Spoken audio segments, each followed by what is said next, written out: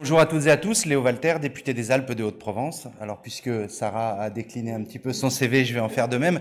Avant d'être élu député, j'étais instituteur et directeur d'école et auparavant conseiller principal d'éducation.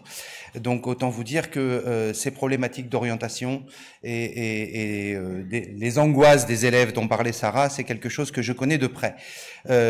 Jérôme a présenté énormément de choses sur cette proposition de loi et sur les raisons qui l'ont poussé à nous la proposer. Moi, je voudrais l'inscrire dans un continuum. D'abord, un continuum historique et politique. Jérôme parlait de notre génération tout à l'heure, nous sommes de la même.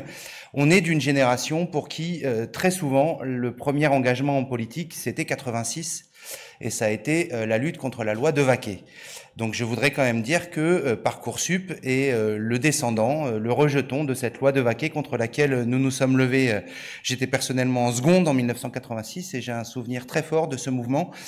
C'était déjà à l'époque un mouvement qui protestait contre cette idée de sélection à l'entrée à l'université. Donc il y a un continuum, il faut pas, Jérôme l'a très bien dit, il faut pas juste dire Parcoursup est là et ça vient de nulle part. Non, non, ça vient d'une volonté très ancienne d'instaurer cette sélection à l'université.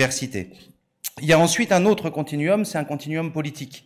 C'est-à-dire que Parcoursup s'inscrit dans une logique du gouvernement Macron, et en particulier du prédécesseur de M. Pape Ndiaye, de transformer en profondeur notre système éducatif. Je voudrais lier ça avec la réforme du baccalauréat.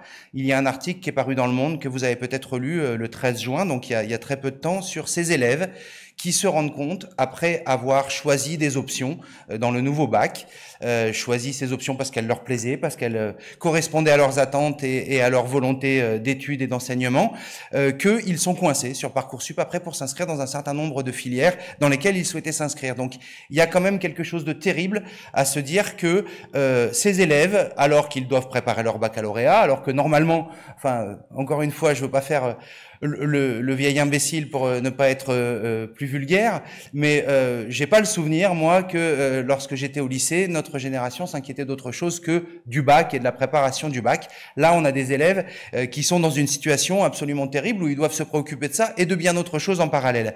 Je mets ça en lien aussi dans le continuum, par exemple, avec la réforme de la formation initiale des enseignants eux-mêmes, puisqu'on a aujourd'hui dans les INSPE, donc ce qui a remplacé les UFM, des élèves enseignants qui doivent préparer le concours et puis en parallèle préparer un master et puis s'inquiéter de savoir s'ils seront pris ou pas, avec des situations qui cassent là aussi les collectifs de travail, puisqu'on a dans une même formation des élèves enseignants qui sont pour certains titulaires du master mais pas du concours, pour d'autres titulaires du concours mais pas du master, qui ont des cursus de formation extrêmement différents. Je pointe ça simplement pour dire qu'il y a vraiment un continuum, une pensée de l'organisation des études qui est particulièrement inquiétante de mon point de vue.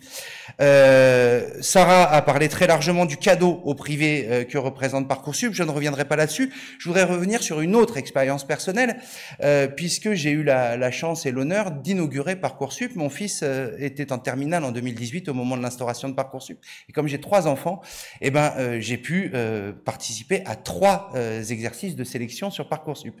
Comme je vous l'ai dit, je suis enseignant. Mon épouse est également enseignante. Donc on peut se dire qu'on a une famille qui est particulièrement armée pour faire face à ce système de sélection. Ce qui pose un premier problème, c'est-à-dire que très clairement, mes enfants n'étaient pas sur la même ligne de départ qu'un certain nombre d'enfants, en particulier des quartiers populaires. Mais malgré cela, j'ai le souvenir de ce temps énorme passé avec mes enfants sur la préparation de leurs vœux sur Parcoursup, des incompréhensions que nous pouvions avoir, nous, des vœux à faire, de la manière de les faire, etc. Donc ça veut dire que même dans les milieux plutôt aisés culturellement, on va dire plutôt armés de ce point de vue-là, ça peut être extrêmement compliqué. Donc je n'ose imaginer, ou plutôt j'imagine trop bien, ce que ça représente pour des familles qui sont complètement démunies de ce point de vue-là et qui n'ont pas le soutien ni de l'institution, ni de leur cadre social et familial pour faire face à cette situation. Puis je voudrais terminer quand même sur un dernier point, c'est l'hypocrisie absolue de ce système de sélection. Je voudrais venir sur un petit point qui peut paraître parfaitement anecdotique, c'est la question de la lettre de motivation. vous savez que pour déposer une candidature sur Parcoursup, il faut y ajouter une lettre de motivation. Or, il y a des élèves un peu facétieux qui ont publié récemment sur les réseaux, et ils sont nombreux, leurs lettres de motivation dans différentes filières, certaines lettres étant composées de paroles de chansons, d'autres de recettes de cuisine. Un élève a publié très récemment une lettre où il explique qu'il ne souhaite absolument pas faire cette formation puisqu'il n'est absolument pas motivé, qu'il trouve ça complètement nul et qu'en plus il n'a aucune des compétences nécessaires.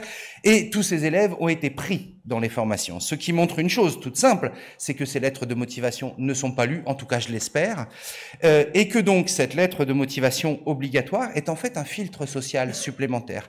Parce que quiconque a accompagné des jeunes ou des moins jeunes d'ailleurs, dans le cadre de Pôle emploi par exemple, dans la préparation du curriculum vitae et de la lettre de motivation pour se présenter à un entretien d'embauche, sait à quel point la lettre de motivation est un filtre social, un filtre culturel, et qui en fait est un filtre supplémentaire posé devant des jeunes qui déjà, par leur origine sociale, par leurs difficultés scolaires parfois, sont exclus, comme l'a dit Jérôme, d'un certain nombre de filières. Donc je voudrais dire qu'il y a là une hypocrisie absolue, c'est-à-dire qu'on a, comment dire, le dernier niveau d'un filtre social, qui est malheureusement, on peut le dire, dans le code génétique de notre système scolaire, mais qui se rajoute de manière en plus totalement hypocrite, puisqu'encore une fois, je le répète, ces lettres de motivation ne sont pas lues et ne sont là que pour imposer une épreuve supplémentaire à des jeunes qui en ont déjà de très nombreuses. Voilà, je vous remercie.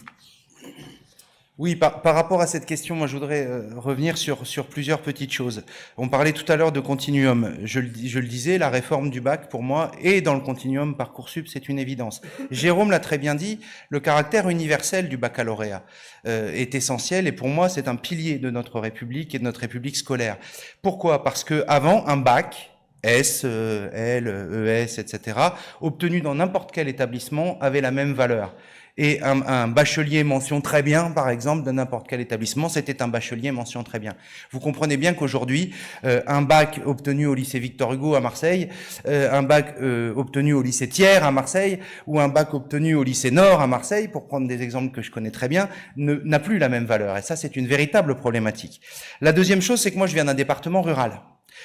Extrêmement rural, les Alpes de Haute-Provence, qui a une spécificité, entre autres, il n'y a pas d'université dans mon département. Ça veut dire qu'un élève des Alpes de Haute-Provence qui souhaite poursuivre des études supérieures, fatalement s'expatrie. On peut trouver que c'est une très bonne chose. Moi, personnellement, je trouve que c'est une très bonne chose de quitter papa-maman après le bac et d'aller ailleurs. Encore faut-il en avoir les moyens. Toutes les études que nous avons menées, alors quand je dis nous, là, encore une fois, c'est l'ancien syndicaliste qui parle également, démontrent que les enfants des Alpes de Haute-Provence, y compris à un âge très jeune, dès le CP, CE1, CE2, ont des ambitions scolaires et des ambitions universitaires très nettement en dessous de la moyenne nationale. Pourquoi? Parce qu'ils ont intégré déjà à cet âge-là que de toute manière, s'ils doivent faire des études supérieures, ça sera ailleurs que chez eux. Et ça signifie en filigrane que ce n'est pas pour eux. Et on peut transposer cette question rurale à la question des quartiers prioritaires, des quartiers politiques de la ville, où de la même manière, on a des élèves qui pensent que ce n'est pas pour eux. La réforme du bac a rajouté à cela, parce que c'est en amont maintenant de la décision vers de suite universitaire à donner à la scolarité secondaire qu'on doit déjà faire des choix. Je le disais tout à l'heure, l'article du Monde du 13 juin le démontre très bien. Ce sont des choix qui sont prégnants et qui ont des conséquences immédiates sur la suite des études. Et donc ça veut dire qu'on fait descendre peu à peu dans le système scolaire cette question de la sélection, puisque déjà au moment où je choisis mes options, en fait je suis déjà en train de préparer ma sélection pour la suite de mon cursus. Et encore une fois, si je suis issu d'une famille qui est capable de décrypter les sous-textes, les non-dits, je ne vais pas faire les mêmes choix que si simplement moi, je me tourne vers telle ou telle formation proposée en me disant tiens, ça m'intéresse et c'est ça que je veux faire. Donc oui, moi je pense que le bac Blanquer est une pierre supplémentaire. Malheureusement, moi j'ai très peur que ça ne soit pas la dernière au mur de la déconstruction de notre système scolaire et de son universalisme. Donc il y a vraiment un énorme problème là-dessus. Et on parle encore une fois très souvent, et c'est une très bonne chose, des quartiers populaires, mais je voudrais insister ici en tant qu'élu rural sur la question des enfants en milieu rural, parce que ce qui détermine véritablement le rapport à l'école des enfants de la ruralité, c'est que déjà pour aller au lycée, la plupart vont devoir aller en internat, donc quitter la maison. Mais pour aller à l'université, il y a ici une étudiante qui vient de ma circonscription, qui était en terminale l'an dernier. Elle a dû quitter son département et venir étudier à Paris. Alors c'est une chance, c'est merveilleux, c'est super, quand on peut le faire. J'ajouterai un dernier petit mot. Dans mon département, la réforme du bac a fait que les options proposées n'existent pas dans tous les établissements scolaires, parce que forcément les lycées chez moi sont plus petits qu'ailleurs, et donc il y a moins de moyens pour offrir ces options. Je connais une élève qui en terminale l'année dernière devait, pour suivre une option, puisqu'il y avait obligation de lui offrir cette option-là, changer de lycée. Et elle avait donc le lundi matin cours dans son lycée, et puis l'après-midi elle devait aller dans un autre lycée qui était à 40 minutes de marche, pour suivre 1 heure de cours, puis refaire 40 minutes de marche dans l'autre sens pour revenir suivre. Donc elle arrivait en retard systématiquement à l'heure d'après. Enfin, vous imaginez un petit peu le délire. Et j'avais un dernier point très important sur cette question. Oui, pardon. Je parlais tout à l'heure de continuum politique. Il y a un continuum politique à casser les collectifs de travail.